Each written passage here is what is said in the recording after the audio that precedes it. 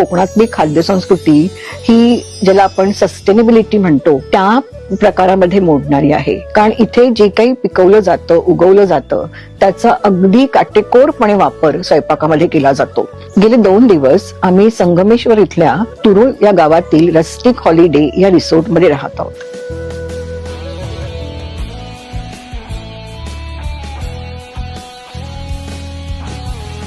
कोकणातली खाद्य संस्कृती किती समृद्ध आहे आणि किती वेगवेगळ्या प्रकारे ती आपल्यासमोर आणली जाते त्याचा अगदी पुरेपूर उपभोग आम्ही या 2 दिवसात घेतलेला आहे.